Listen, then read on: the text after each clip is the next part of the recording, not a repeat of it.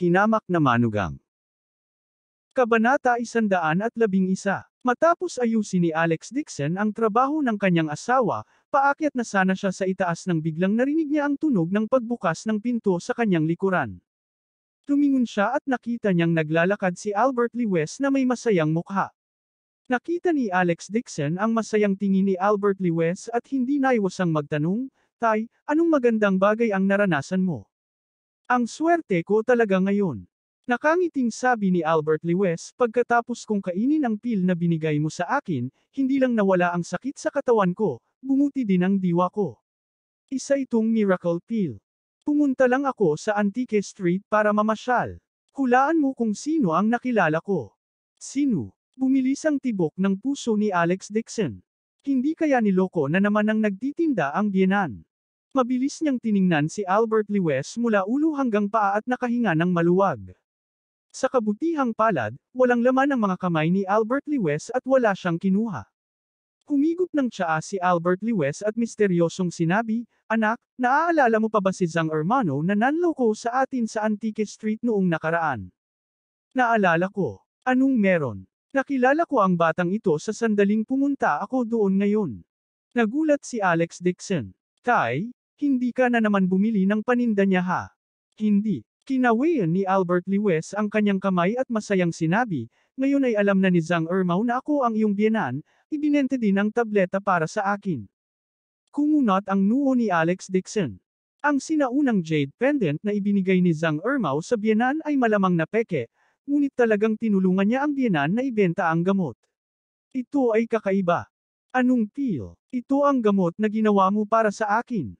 Tinampol ni Albert Lewis ang kanyang hita at tuwang-tuwang sinabi, "Ang mga sugat ko ay gumaling na, ngunit may natitira pang 2 tableta."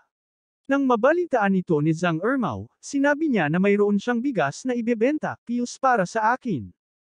Napatulala si Alex Dixon nang marinig iyon. Ang mga tableta ay hindi isang bagay na bihira. Hindi kayang ubusin ng biyenan, kaya itapon na lang niya. Ngunit itong si Zang Hermano ay talagang marunong magsamantala sa mga butas. Nagkaroon pa siya ng paraan para maibenta ang mga natitirang tableta na kinain ng biyenan. "Dad, ang gamot na ito ay magagamot lamang ng mga tiyak na sintomas. Paano niya ito ibibenta?" Sabi ni Albert Lewis, "Hindi ko alam ang tungkol dyan. Anyway, tinulungan ako ni Zang Hermao na ibenta ang gamot. Hulaan mo kung magkano ang naibenta nito." "Higit sa 1,000. Ang bilang na mayroon ka ay hindi kahit isang maliit na bahagi." Ipinagmamalaki ni Albert Lewis ang kanyang mga kamay. "Ito ay 500,000. Umiinom ng tubig si Alex Dixon nang tumulo ang tubig sa kanyang bibig. Hindi siya makapaniwala na ang isang tableta na wala pang 100 yuan ay naibenta ng 500,000 yuan ng isang kumikita tulad ni Zang Hermao. Sinong malas na tao ang naloko nitong profiteer? Hindi naiwasang magtanong ni Alex Dixon, kanino bang tanga ang pinagbentahan ng profiteer na ito ng tableta? "I don't know about that." Sinabi ni Zang Hermao na mayroon siyang professional ethics. Gusto niyang ilihim ito sa kanyang kliyente. Napailing si Albert Lewis at napabuntong hininga pagkatapos niyang magsalita. 500,000. Tinawagan niya ako sa card ko at sinabing regalo niya ito sa iyo. Ayaw niya ng kahit 1 sentimo. Talagang may talento siya sa negosyo. Pagdating ng araw na wala siya, hindi na magbebenta ng mga pekeng. Pinapayuhan gumawa na ako ng tamang trabaho at magtrabaho. Umiling si Alex Dixon. Napakahirap baguhin ang kalikasan ni Zang Hermao. Bata pa lang siya ay nanloloko na siya, at naging karaniwan na ito sa kanya. Kung talagang kailangan niyang magtrabaho ng isang araw, natatakot siya na baka mapatay siya nito. Imposibleng pumasok siya sa trabaho. Hindi na siya papasok sa trabaho sa buong buhay niya. Gayunpaman, dahil ang mga tableta ay ibinebenta sa mataas na presyo ng biyenan, mainam din na itinuring ito bilang subsidyo para sa kanyang pamilya. Sa anumang kaso, ang Lewis family ay umalis sa Lewis Company. Kinailangan din ni Jane Lewis na manatili sa bahay ng ilang sandali. Tungkol naman sa mga dibidendo ng biyenan sa Lewis Company, natakot siya na hindi niya ito makuha. Maaari nilang gamitin ang digmaan para gawin ang paglipat. Si Albert Lewis ay nakakuha ng 500,000 yuan nang walang ginastos. Naalis ang panlulumong kalooban ni Albert Lewis. Humihingal siya habang naglalakad papasok ng kwarto habang hinahang ang red lantern. Sa wakas ay sumilay ang ngiti sa kanyang mukha. Bumalik si Alex Dixon sa kwarto at sinabi kay Jane Lee West ang tungkol dito. Tumalon si Jane Lee West mula sa kama at kinakabahang nagtanong, ang ibang tao ay gumagastos ng maraming pera upang bumili ng mga halos tableta, ngunit ang paggamit ng pera ay madaling pag-usapan. Kung may problema sa taong iyon, baka meron itong anumang bagay gawin sa atin. Huwag kang mag-alala. Umiti si Alex Dixon at sinabing, ang ganitong uri ng scattering blood and heart rejuvenating pill ay para lang tumulong sa pagdaloy ng dugo. Hindi gaanong sulit ang mga materyales, at kahit kainin mo ito, hindi ka mamamatay dito. At most, 2 araw kang mag-nosebleed. Masyadong bobo ang mga customer na bumili ng gamot. Mayaman naman sila. Nag-aalala pa rin si Jane Lee West. Sabihin mo sa akin, sino ang handang gumastos ng 500,000 para bilhin ang 2 tabletang ito? Casual na sinabi ni Alex Dixon, marahil ito ay isang taong may boras sa utak o sakit sa cardiovascular sa bahay. Ang mga tabletang ito ay masama rin para sa mga sakit na ito. Nang marinig ang sinabi niya, mas gumaan ang pakiramdam ni Jane Lee West. Ang iilang sakit na ito ay parang malubhang sakit na medikal. Kung talagang pumunta sila sa ospital para magpagamot, ang perang ginastos ay hindi bababa sa 500,000 yuan. Sana ay maging mabisa ang gamot at huwag hayaan ang mga tao na gumastos ng karaming pera para sa wala. Kinaumagahan, hinimok ni Alex Dixon si Jane Lee West na gumising ng maaga at hayaan siyang pumunta para sa isang pakikipanayam. After interviewing so many families, ayaw sa akin ng ibang tao. Bakit ako pupunta? Nanlumo si Jane Lee West. Umiti si Alex Dixon at sinabing, huwag kang mag-alala ngayon. Ang kaibigan ko ay mula sa Zin Construction Company. Tumawag siya at sinabing may bakanting lugar para subukan mo. May kahinahinalang tanong ni Jane Lee West, kailan mo pa ba nakilala ang mga tao mula sa Zin Company? I had a meal with them before I married you, casual na sabi ni Alex Dixon. Si Jane Lee West ay natroma at ayaw lumabas. Hindi niya makumbinsi si Alex Dixon, kaya kinailangan niyang magpalit ng puting ngunit may suit at lumabas ang dalawa ng magkasama. Kung tutuusin, naputo lang pinagkukunan ng pananalapi ng pamilya, kaya hindi na siya makatagal pa.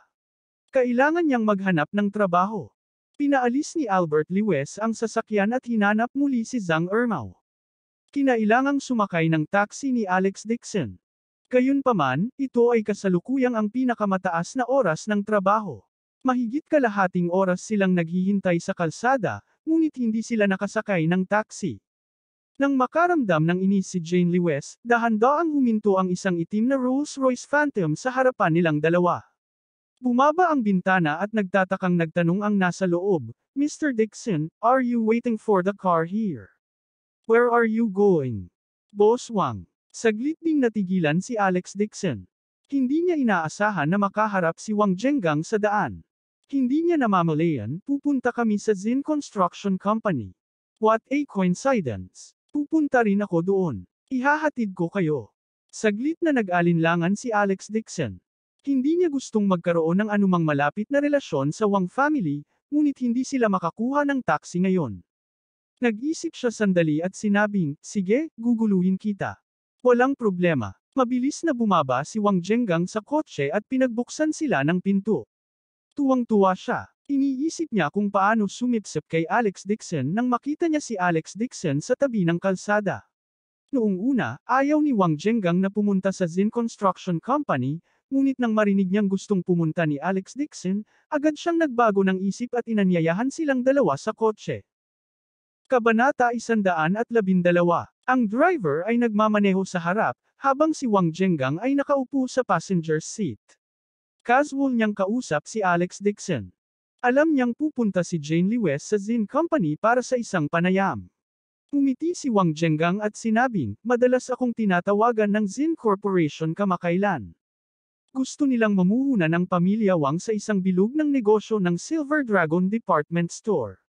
Pinag-iisipan ko ito. Paano kung tawagan ko ang boss ng kanilang kumpanya at tumulong para makabuo ng magandang relasyon? Bago pa makapagsalita si Alex Dixon, magalang na tumanggi si Jane Lee West at sinabing, Boss Wang, salamat sa iyong mabuting hangarin, ngunit hindi pa rin kailangan. Gusto kong makahanap ng angkop na trabaho batay sa sarili kong kakayahan. Ang iyong asawa ay talagang bihira at pambihirang babae. Ang kanyang integridad ay hindi maihahambing sa akin. Paulit-ulit na napabuntong hininga si Wang Zhengang bilang paghanga. Napangiti ng awkward si Jane Lewes. May isang layer ng goosebump sa kanyang likod. Mula sa sandaling sumakay siya sa kotse, pakiramdam niya ay hindi natural ang lahat. Si Wang Zhengang ay isa ring matagumpay na tao sa Jinling. Ang kanyang posisyon sa bilog ng negosyo ay mas mataas kaysa kay Old Lady Lewes at karaniwan niyang hinahawakan ang mga bagay-bagay. Gayunpaman, malinaw na naramdaman ni Jane Lewes na si Wang Zhengang ay tila nambobola kay Alex Dixon, at lalo itong nakakasuka. Lihim niyang sinulyapan si Alex Dixon, at nakita niya na natural ang ekspresyon nito, hindi alipin o mapagmataas. Lalo siyang nakaramdam ng kakaiba. Sa lohikal na pagsasalita, sa harap ng isang tulad ni Wang Zhengang, ang mga ordinaryong tao ay magsisikap na pasayahin siya. Gayunpaman, tila walang pakialam si Alex Dixon. Hindi man lang niya pinansin si Wang Zhengang. Ito ay talagang kakaiba. Gayunpaman, matagal nang nabalitaan ni Jane Lewes na si Wang Zhengang ay partikular na mapamahiin tungkol sa metapisika.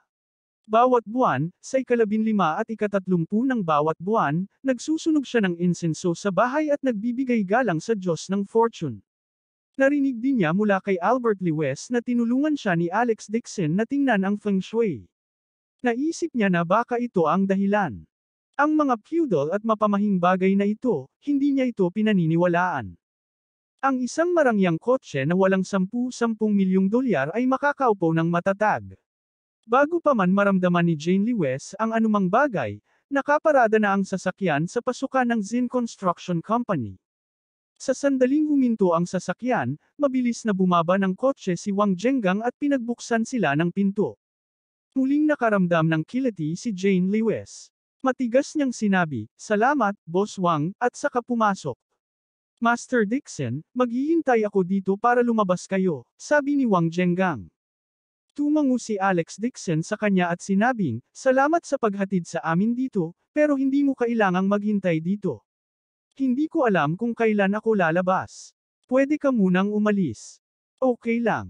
Wala akong gagawin ngayon, kaya gusto kong humingi ng karagdagang gabay kay Mr. Dixon."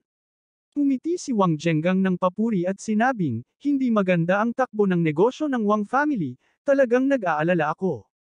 Umiti si Alex Dixon at sinabing, "Manok ang kamag-anak mo. Tama ba? Masama ang swerte ng lahat ngayong taon. Madalas mangyari ang mga bagay tulad ng pag-aaway.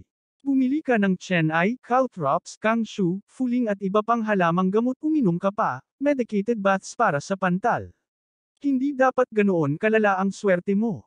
Ang panloob na mawala ay tumataas mula sa kasamaan, ang masamang chi ay sumasalakay, hindi lamang ito nakakaapekto sa iyong katawan, ito ay nakakaapekto rin sa iyong kapalaran."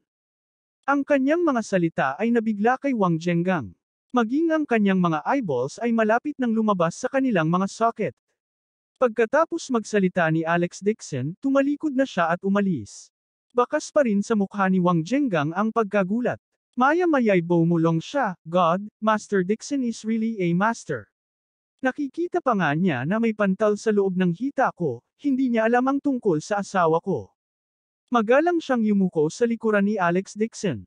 Mukhang tama ang desisyon niyang kaibiganin si Alex Dixon. Puno ng pagmamataas ang mukha ni Wang Zhengang. Malamig siyang ngumuso at sinabing, "Matandang Chin, huwag mong isipin na maswerte ka dahil ikaw unang nakakita ni Mr. Dixon. Sa lakas ko, makakabuo ako ng magandang relasyon kay Mr. Dixon. Siguradong hindi ako mas mahina kaysa sa iyo." Pumasok si Alex Dixon sa bulwagan at pinapunta si Jane Lewes sa silid ng panayam.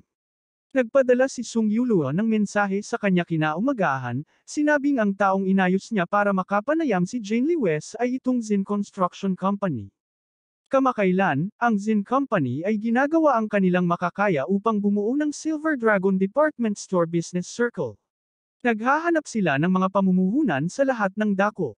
Pumunta rin ang general manager sa Wanhao Company at nakiusap sa kanila na mamuhunan, ngunit iniisip pa rin ito ni Sung Yuluo. Kung si Jane Lewes ay nagtatrabaho sa kumpanyang ito, ang pamumuhunan ay natural na ibinigay sa kumpanyang ito. Maaari rin itong itinuring na isang transportasyon. Ang Zin Company ay hindi pinangalanang construction company sa Jinling City. Halos hindi ito mailanggo sa gitnang posisyon, ngunit kapag naipatupad na ang proyekto ng negosyo ng department store, tiyak na tataas ang impluwensya nito, at magiging isa ito sa nangungunang construction company sa lungsod. Sa kabuuan, ang Zin Company ay gumamit ng trabaho upang ipagpalit ang 150 milyong puhunan mula sa Wanhao Company. Malaking tubo ito para sa Zin Company. Pumasok si Jane Lee West sa interview room. Mayroong ilang mga nakapanayam sa loob, at siya ay nakapila. Nainos si Alex Dixon. Nilibot niya ang hall. Tumingin siya sa bintana at nakitang naghihintay pa rin si Wang Zhengang. Hindi niya napigil ang umiling. Ang pamilya Wang ay nagpumilit na suportahan siya, ngunit wala siyang magagawa tungkol dito. Alex. Sa sandaling ito, isang gulat na sigaw ang nagmula sa kanyang likuran. Nang marinig ni Alex Dixon ang boses na ito, agad siyang napalingon sa gulat. Nang makita niya ang lalaking nasa harapan niya, hindi niya napigil ang sumigaw ng masaya. Fan Guanay. Nakatayo sa likuran niya ang isang lalaking nakasuit at leather na sapatos. Sa likod niya ay may dalawang katulong, at mukha siyang matagumpay na tao. Nakita niyang tumalikod si Alex Dixon at masayang naglakad pasulong. Aniya, nakita kong medyo kamukha mo pala ang taong ito. Hindi ko akalain na ikaw pala yun. Wala akong narinig sa iyo nitong ilang taon, at hindi mo rin kami kinontak na mga matandang kaklase. Umiti si Alex Dixon at sinabing, lagi akong nasa Jinling, at hindi ko kayo nakilala. Nang itaboy si Alex Dixon ng pamilya Dixon, napadpad siya sa Jinling. Matapos siyang iligtas ng matandang master na si Liu, inayos niya na pumunta siya sa Jinling University at mag-aral ng 1 taon, para makakuha ng certificate ng pagtatapos. Si Fan Guanay ay kaklase niya sa universidad, at nagkaroon sila ng magandang relasyon. Alam ni Fan Guanay na hindi madali ang buhay ni Alex Dixon, at madalas siyang tinulungan ni Fan Guanay.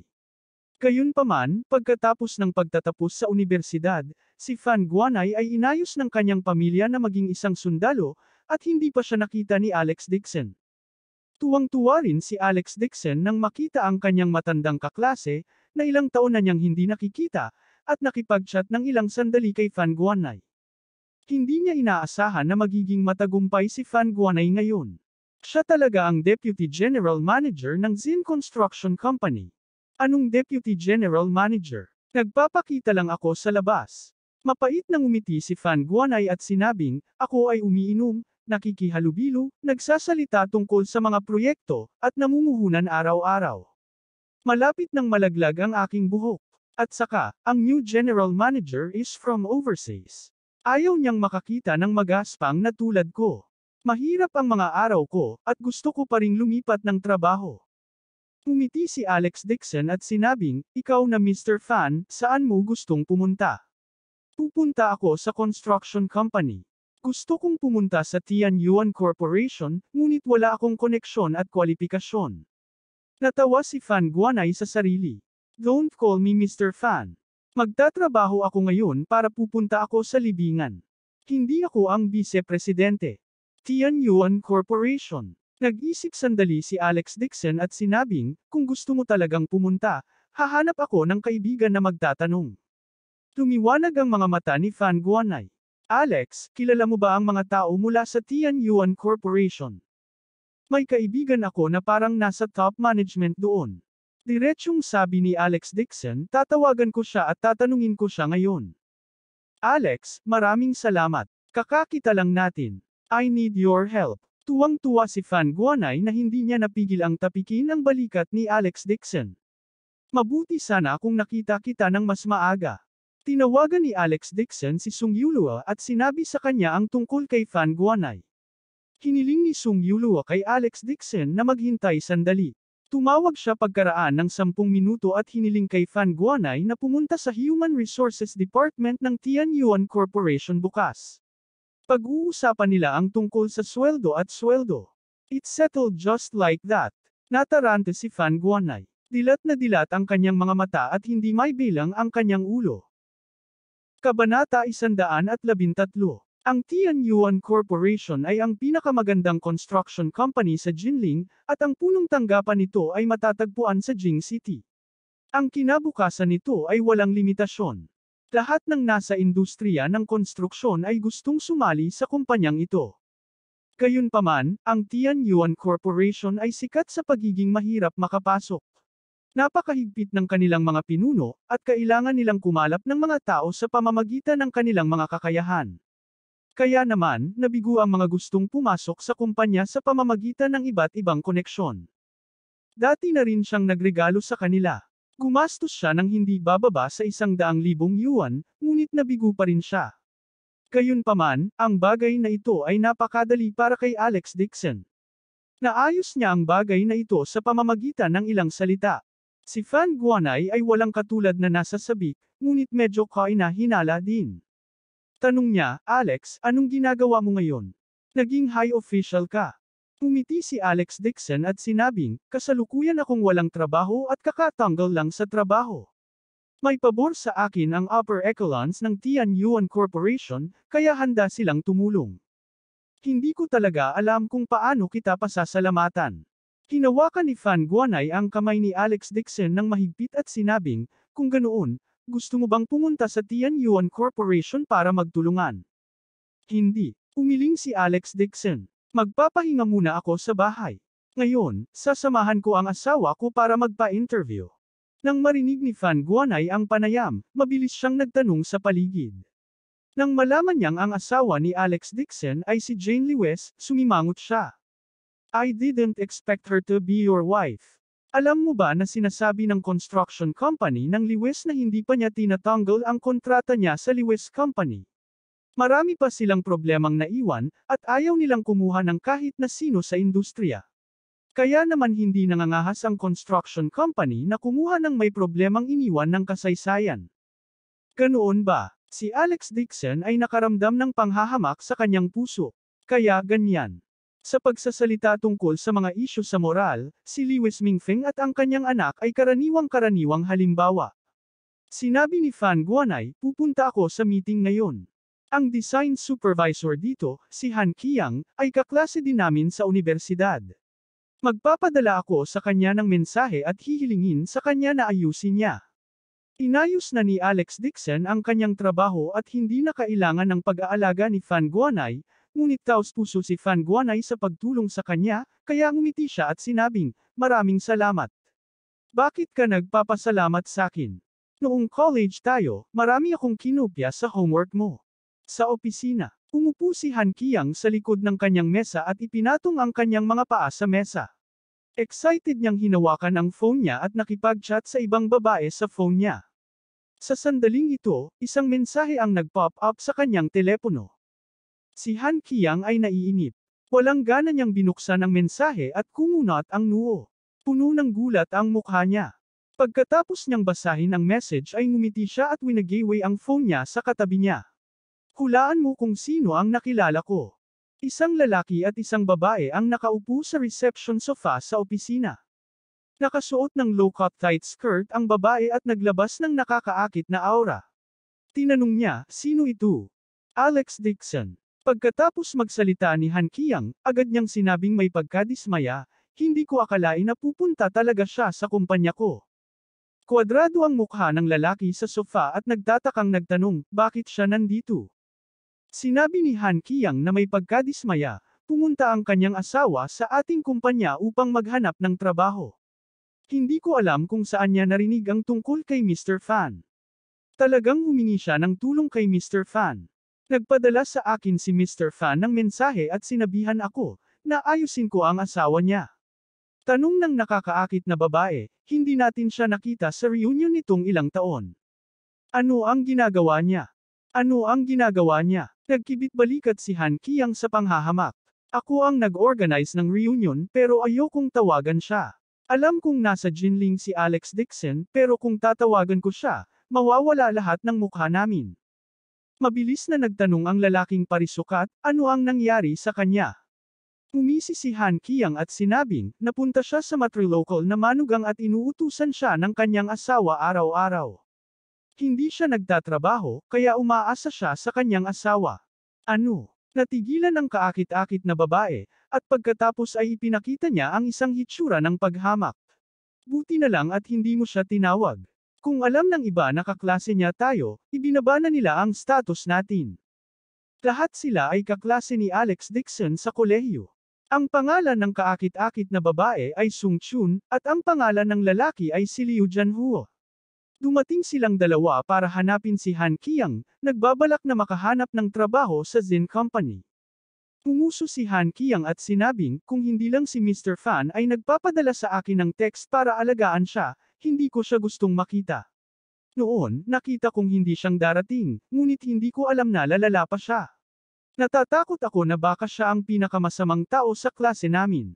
Sung Chun said, Mr. Fan is still doing well. In just a few years, he became the company vice president. Bumili siya ng 2 bahay at kumuha pa ng specialized driver. Ito ang paghahambing. Napangiti si Liu Jianhuo at sinabing, paano may kukumpara si Alex Dixon kay Mr. Fan? Natatakot ako na walang kahihiyang nagmakaawa siya kay Mr. Fan. Kung hindi, sa katayuan ni Mr. Fan, bakit niya pakialaman ang mga walang trabaho na tulad niya?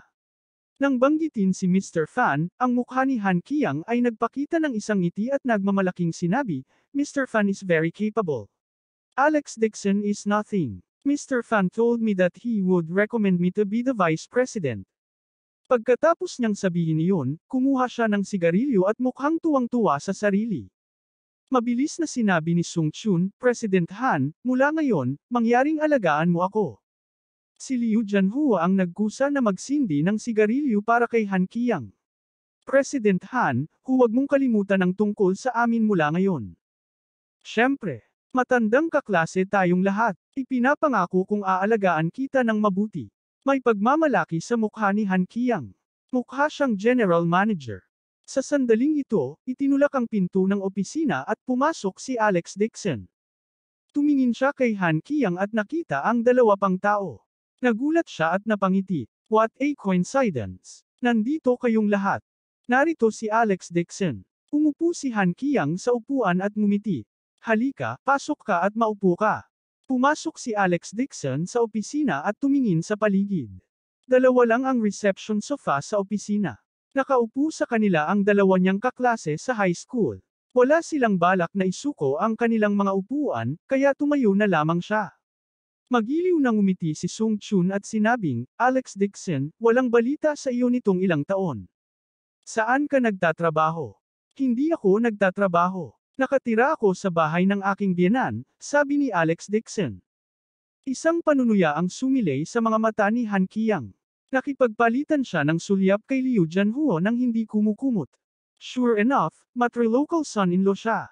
Umiti si Sung Chun at sinabing, iyan ay talagang mabuti.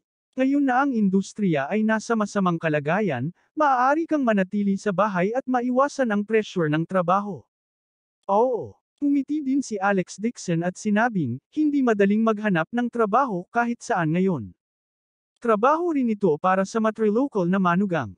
Umiti si Liu Jianhuo at sinabing, hindi tulad natin, kailangan nating magsumikap para kumita ng pera. Nag-text lang si Mr. Fan. Nawalan din ng trabaho ang asawa mo, tama ba? Tumango si Alex Dixon at sinabing, pumunta siya sa Zin Company para sa isang panayam ngayon. Mahirap maghanap ng trabaho ngayon. Umiling si Han Qiang at bumuntong hininga. Aniya, mahirap na tanong ang ibinato sa akin ni Mr. Fan.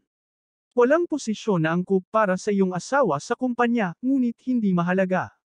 Ako ang pinuno ng kumpanya. Gusto kong makita kung maaari kong ayusin muli. Sabi ni Alex Dixon, Han Qiang, actually inayos na ang trabaho ng asawa ko. Salamat. Bago siya matapos magsalita, umubo si Liu Jianhuo at pinutol siya ng malungkot na mukha, Alex, si Manager Han. Kabanata 114. Kumunot ang noo ni Alex Dixon at hindi umimik. Umiti si Sung Chun at sinabing, Alex Dixon, malapit nang maging Deputy General Manager si Han Qiang. Ngayon ay tatawagan mo siyang Manager Han. Sa loob ng ilang araw, kailangan mo siyang tawaging President Han. Umiti si Han Qiang at ikinaway ang kanyang kamay. Kailangan ko pa ng panahon para maging Deputy General Manager. Sa tingin ko hindi mo na kailangang maghintay pa. Umiti si Liu Jianhuo ng papuri. Sa iyong kakayahan, mahusay na karera, at iyong kakayahan, napakadali para sa iyo na maging vice-presidente ng kumpanya. Si Han Qiang ay nasa mabuting kalagayan pagkatapos na purihin. Umiti siya at sinabing, nandito pa rin si Alex. Huwag mo akong purihin. Sa oras na ito, 2 beses na kumatok ang pinto ng opisina. Pumasok ang isang babaeng sekretarya na may dalang salansan ng mga dokumento at sinabing, Manager Han, ito ang arkitektural na disenyo ni Jane Lewes. Hiniling sa akin ni Mr. Fan na tingnan mo. Hayaan mo akong tingnan. Casual na kinuha ni Han Qiang ang disenyo at binaliktad ito. Inihagis niya ito sa mesa at naiinip na umiling. Alex, it's not that I don't want to help. Look at this piece of work. It's full of mistakes. Hindi nga siya may kukumpara sa isang bagong graduate na college student sa architecture department. Paano ako mag-aayos ng trabaho para sa kanya? May problema ba sa design ni Jane? Hindi masyadong maganda ang ekspresyon ni Alex Dixon sa ngayon. Hindi tulad ng hindi niya masasabi na ang mga taong ito ay mukhang masigasig sa ibabaw, ngunit sa katunayan, wala silang pakialam sa kanya. Palagi na lang siyang nagkukunwaring hindi naririnig dahil sa relasyon niya sa mga kaklase. Kumatok si Han Qiang sa mesa at sinabi sa seryosong paraan, ang mga disenyong ito ay hindi lamang luma, ngunit hindi na rin updated. Maaari kong ituro ang mga ito nang makita ng iyong mga mata. Tingnan mo, hindi sa ayaw kong ayusin ito, pero masyadong mahirap ang standards ng asawa mo. I can't arrange it at all. I bet that even if your wife went to another company, tatanggihan din siya. Sinadya niyang magpahangin dahil nakita niyang mahinhin si Alex Dixon sa kanya ngayon, talagang nalungkot siya sa kanyang puso. Siya ang direktor ng disenyo, at si Alex Dixon ay wala. Malamig na sabi ni Alex Dixon, salamat sa pag-aalala ni Pangulong Han. May trabaho na ang asawa ko. Ayos lang. Magkaklase tayong lahat. Hindi kita pababayaan, bukas palad na sabi ni Han Qiang, saka nag-isip sandali. Parang may naisip siya. Kakaalis lang ng mga cleaning staff sa kumpanya, wala pa kaming ni-recruit. Pupunta ako sa Human Resources Department para kumustahin at pakiusapan ng asawa mo na pumasok muna sa trabaho. Kapag may angkop na posisyon, mag-apply para sa kanya. Dumilim ang mukha ni Alex Dixon.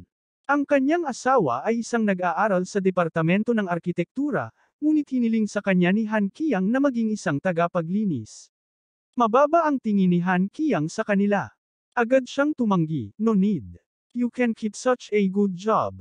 Nang magsalita si Alex Dixon, agad na sinabi ni Liu Jianhuo na hindi nasisiyahan, Alex Dixon, alam mo ba kung gaano kahirap maghanap ng trabaho ngayon? Matatag at madali ang trabahong ito. Tinutulungan ka ni Manager Han. Malamig na bumuntong hininga si Alex Dixon at sinabing, dahil sabi mo na napakaganda ng trabahong ito, paano kung ikaw na lang ang tagapaglinis? Nagbago ang mukha ni Liu Jianhuo. Nang malapit na siyang pag-alitan, naiinip na umubo si Han Qiang. Sige, dahil ayaw mong gawin, i-withdraw mo na ang resume. Maliit lang ang kumpanya namin, kaya hindi namin kayang tanggapin ang isang kasing kapangyarihan mo. Pagkasabi noon ay bigla niyang itinapon sa basurahan ang blueprint ni Jane Lewes. Sa sandaling ito, inabot ni Alex Dixon ang kanyang kamay at mariing idiniin ang kamay ni Han Qiang sa desk. Napakadiin ng pulso ni Han Qiang na hindi siya makagalaw, na para bang nakalambitin ito sa mesa. Nagbago ang mukha niya. Alex Dixon, anong gusto mong gawin? Ibalik mo sa akin ang blueprint, malamig na sabi ni Alex Dixon. Kinuha niya ang blueprint at binitawan ang kamay niya. Huminga ng malalim si Han Qiang at nakita ang 5 fingerprint sa kanyang pulso. Nagalit si Han Qiang. Anong ginagawa mo? Sa sandaling ito, 2 beses na kumatok ang pinto ng opisina. Pumasok ang isang babaeng secretary. Manager Han, tumawag lang si Vice President Fan at tinanong kung tapos na ba ang trabaho ng mga kaklase niya. Pati yung Silver Dragon Mall project na pinangangasiwaan mo, tumawag siya para pumayag na mag-invest, at pwede na tayong pumirma ng kasunduan ngayon. Sila'y sumang-ayon. Nagulat si Han Qiang. Kailan sila darating? Malapit na silang pumunta dito. Malaki. Tuwang-tuwa si Han Qiang kaya pinagsalikop niya ang kanyang mga kamay. Nababalot ng mainit na pawis ang likod niya. Bilisan mo, kumuha ka ng maglilinis sa lugar. Kailangang itimpla ang tsaa gamit ang pinakamagandang Yellow Dragon Cloud Mist Teas. Bumili ka pa ng 2 pang Zhonghua cigarette. Ang proyektong ito ay ang mabigat na plano ng kumpanya sa taong ito. Inayos ng kumpanya na siya ang mamahala sa pakikipag-ugnayan sa isa sa mga mahahalagang kumpanya. Hangga't maaari niyang kumbansihin ang kabilang partido na mamuhunan, ito ay magiging isang malaking kontribusyon. Maa-promote din siya dahil dito, at makakatanggap din siya ng malaking bonus, na katumbas ng sweldo niya sa loob ng isang taon. Agad nang umiti si Sung Chun at sinabing, binabati kita sa pagkuha ng ganoong pamumuhunan, lahat ito ay salamat sa iyo. Agad ding sinabi ni Liu Jianhua, narinig ko na ang kumpanyang ito ay hindi madaling kumbansihin. Kung ikaw ay matalino, maaari mo silang pangalagaan. Ngayong gabi, ay treat kita sa isang piging at batiin kita ng maaga sa iyong promosyon. Hindi na kailangan, ito ang trabaho ko. Bagamat mapagpakumbaba na nagsalita si Han Qiang, puno ng pagmamalaki at pananabik ang kanyang mukha. Tumingin siya kay Alex Dixon at nakaramdam ng pagkaiinip sa kanyang puso. Noong naging presidentehan siya, paano pa niya hahaharap ang ganitong uri ng mahirap na tao? Gayunpaman, partikular na nagtanong si Mr. Fan tungkol sa trabaho ni Han Qiang sa isang opisyal at sinabi, Alex Dixon, huwag mong sabihin na ayaw kitang tulungan. Hindi ba bumibili ka ng mga gulay at niluluto sa bahay ng iyong biyenan taon-taon? Kapag nagsimula ang proyektong ito, kung may kakulangan ng mga manggagawa sa pagluluto sa lugar ng konstruksyon, maaari kang sumama sa iyong asawa. Magluluto ka na lang para sa mga manggagawa. Kung ito ay para sa pagkain at tirahan, bawat isa sa inyo ay bibigyan ko ng 1,500 yuan. Paano iyon? Nang matapos magsalita si Han Qiang, ngumiti si Sung Chun at sinabi, inaalagaan mo talaga ang mga kaklase mo. Hindi madaling makahanap ng trabaho kung ang mag-asawa hindi nagtutulungan. Alex Dixon, bilasin mo at pasalamatan mo si Han Qiang. Malamig ang mukha ni Alex Dixon nang walang sabi-sabi at malamig na sumilip sa kanilang tatlo. Siya ay labis na nadismaya. Ang dati niyang kaklase sa unibersidad ay naging napakasnob na ngayon. Nagbago ba sila, o nagbago ba ang lipunan? Mukhang maling lugar ang pinuntahan ko ngayon. Pagkatapos magsalita ni Alex Dixon, malamig siyang ngumuso, tumalikod, at palabas na sa pinto. Si Liu Jianhua ay natigilan sandali. Tinuro niya ang likod ni Alex Dixon at sinabi kay Han Qiang, kita mo, mapili pa rin siya. Kumunot ang noo ni Sung Chun. Inalagaan siya ni President Han. Nakaramdam ng hiya si Han Qiang. Sinigawan niya si Alex Dixon, may importanteng bisitang papasok mamaya. Kakaladkad lang ng lupa sa labas. Huwag mong dumihan ang sahig, dun ka lumabas sa gilid ng pinto. Sa tabi ng opisina, may maliit na pinto na wala pang 1 metro ang lapad. Kadalasan, ginagamit ito ng mga tagapaglinis sa paglilinis ng lugar. Huminto si Alex Dixon sa kanyang paglalakad at lumabas ng pinto nang hindi lumilingon. Ayaw na niyang makita ang mga kaklase na ito. Anong ugali? Nagmura si Han Qiang. President Han, huwag kang magkwenta sa gayong kasuklam-suklam na tao. Mabilis na sinabi ni Liu Jianhua, malapit nang dumating ang pinarangalan na panauhin. Tutulungan ka naming maglinis. Agad na tumango si Han Qiang at nagutos. Panasan mo ang mesa. Huwag kayong mag-iwan ng alikabok. Linisin ang mga dokumento at kaladkarin muli. Sina Sung Chun at Liu Jianhua ay naglalayo na pasayahin si Han Qiang. Nais nilang makahanap ng trabaho dito, kaya mabilis silang naging abala. Kabanata 115. Sa sobrang abala nila ay pinagpapawisan sila. Inabot sila ng mahigit 1 minuto bago tuluyang malinis ang opisina. Bumukas ang pinto ng opisina.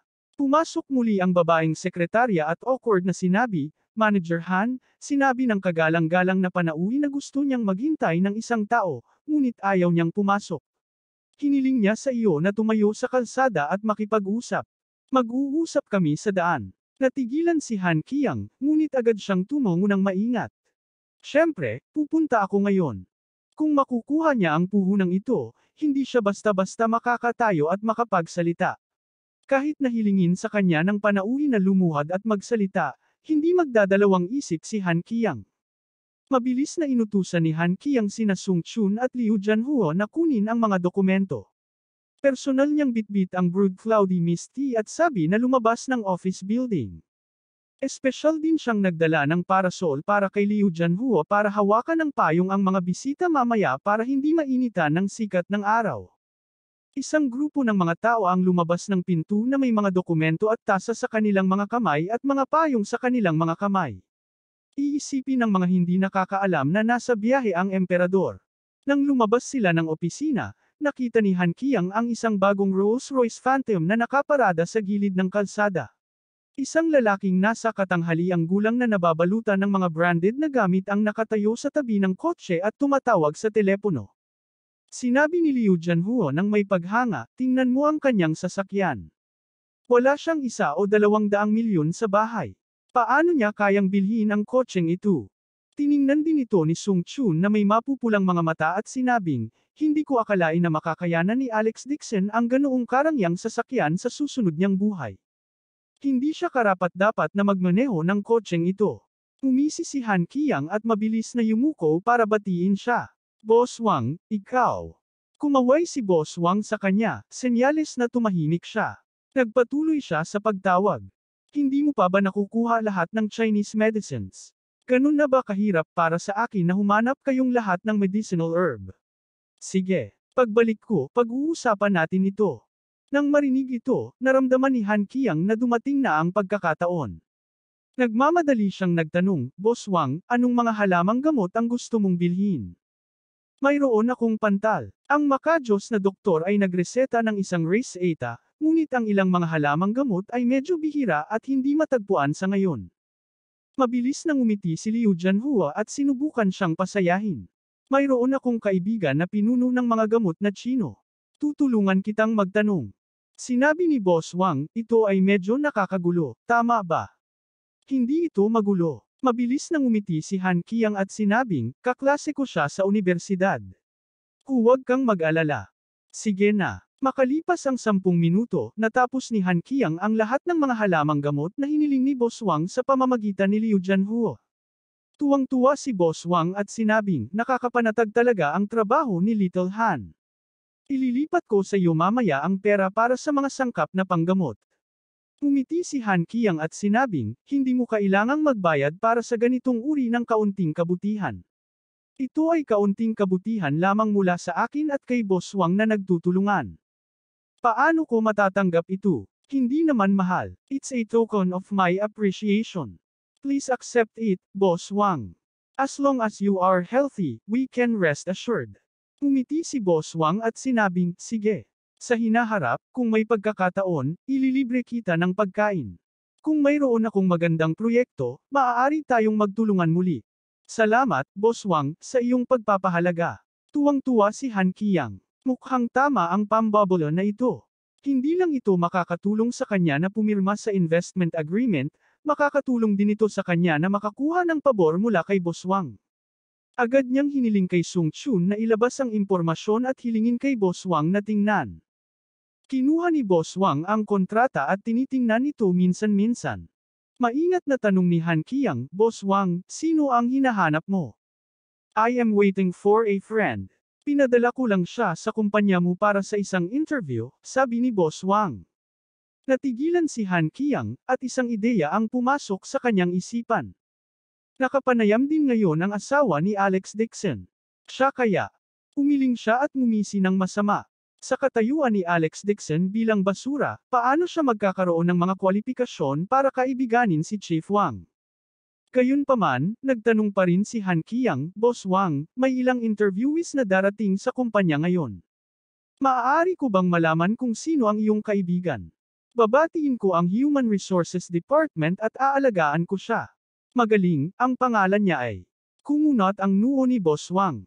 O hindi. Nakalimutan na niya ang pangalan ng asawa ni Alex Dixon. Mabilis na kinuha ni Boss Wang ang kanyang telepono at tinawagan si Alex Dixon. Mr. Dixon, hinihintay mo pa ba ang interview ng asawa mo? Umalis na ako. Nanggaling sa telepono ang malamig na boses ni Alex Dixon. Ang Zin Corporation ay isang lugar na hindi kayang akyatin ng aking asawa. Natakot sila na madungisan ko ang pinto at ayaw nila akong paalisin, kaya dumaan ako sa likod ng pinto. Paumanhin, naabala pa kita Boss Wang, inisip mo pa talaga ako. Pagkasabi nun ay ibinaba na niya ang tawag. Umalis siya, natigilan si Boss Wang. Nagdilim ang mukha ni Boss Wang nang marinig ang hindi magandang tono ni Alex Dixon. Ayaw niyang mag-invest sa kumpanyang ito, pero nakita niyang mag-a-apply ng trabaho rito ang asawa ni Alex Dixon. Kaya naman gusto niyang gamitin ang pagkakataong ito para mapasaya si Alex Dixon. Itinaboy ng Zin Company si Alex Dixon, kaya ano ang silbi ng kanyang pamumuhunan? Sumulyap si Boss Wang kay Han Qiang at naiinip na ibinalik ang mga dokumento. I didn't expect your company to be so small, but you put on airs. I don't want to invest in this investment. There's no need to sign the contract. Nakayuko pa rin si Han Qiang at naghihintay ng kasunduan. Nang marinig niya na hindi na mag-invest si Boss Wang, agad siyang napatulala. Boss Wang, bakit? Sa tingin mo ba ay sulit na mamuhunan ang iyong Zin Corporation? Umisi si Boss Wang. Casual niyang sabi, nakatingin lang ako sa isang kaibigan na pumasok para magtrabaho sa kumpanya mo. Kaya naman pumayag akong mag-invest sa iyo. Plano kong mag-invest sa project ng department store building. I give her the responsibility para iguhit ang design. Dahil hindi mo gusto ang aking kaibigan, edi maghanap ka ng ibang investor. Puno ng pawis ang noo ni Han Qiang, at nanikip ang kanyang puso nang marinig niya ito. Habang sinusumpa niya ang Human Resources Department dahil sa pagiging bulag, mabilis niyang sinabi, Boss Wang, sorry talaga. Malaking pagkakamali ito sa parte ng kumpanya namin. Pwede ko bang malaman ang pangalan ng kaibigan mo? I-report ko agad. Tiyak na aayusin ng kumpanya ang pinakamagandang posisyon para sa kanya. I can guarantee that she at least be on the same level as me. Malamig na bumuntong hininga si Boss Wang. Umalis na siya, sa tingin mo mahahanap pa siya. Asawa siya ni Alex Dixon, si Mr. Dixon. You guys can do whatever you want. Alex Dixon. Pakiramdam ni Han Qiang ay sinampal siya ng malakas. Itinaas niya ang kanyang ulo, at halos malaglag ang kanyang panga sa lupa sa gulat. Ano? Kilala mo siya? Nagulat si Boss Wang. Bigla siyang may naisip at sinabing may malungkot na mukha, pinalayas mo si Mr. Dixon at pinadaan siya sa likod ng pinto. Ako. Pinagpapawisan si Han Qiang. Nauutol siya at hindi makapagsalita ng mga sagot. Natigilan din sina Liu Jianhua at Song Li. Kapwa sila ay walang katumbas na pagkagulat. Kahit anong mangyari, hindi nila akalain na ang walang kwentang Alex Dixon ay kaibigan talaga ni Boss Wang. At sa paghusga sa magalang na ugali ni Boss Wang, parang nagkaroon sila ng malalim na pagkakaibigan ni Alex Dixon. Nauutol na sabi ni Liu Jianhua, si Alex Dixon ang gustong umalis ngayon lang. Anong uri ng tao si Chief Wang? Sa isang sulyap pa lang, nasasabi na niya ang nangyayari, at mas naging malamig ang kanyang ekspresyon. Gusto niyang paboran si Alex Dixon, at espesyal na ipadala sila para sa isang pakikipanayam. Hindi niya akalain na ang grupo ng mga walang kwentang ito ay talagang magpapagulo sa usapin. Pinaghintay nila siya ng matagal, ngunit hindi pa rin nila natanggap si Alex Dixon at ang kanyang asawa. Boss Wang, hahabulin ko si Alex Dixon pabalik ngayon. Sabi ni Han Qiang na may malamig na pawis na tumutulo sa kanyang noo. Sa pagkakataong ito, gusto niya talagang sampilan ang sarili niya ng 2 beses. Napuno siya ng panghihinayang. Ang isang malaking piraso ng taba na nahulog mula sa langit ay talagang itinapon niya mismo. Nawala na ang promotion niya. Nawala ang kanyang bonus. Na-offend niya ang isang investor, at malamang nasisihin siya sa kumpanya. Mapapanatili niya o hindi ang trabaho ng supervisor na ito ay isang problema ngayon. Kayo ang grupo ng mga walang kabuluhan. Mabangis na pagmumura ni Boss Wang. Agad siyang sumakay sa kotse at inutusan ang driver na umalis na. Bumalik sa katinoan si Han Qiang. Nadapa siya at hinabol sila. Boss Wang, makinig ka sa paliwanag ko. Abangan ang susunod na kabanata.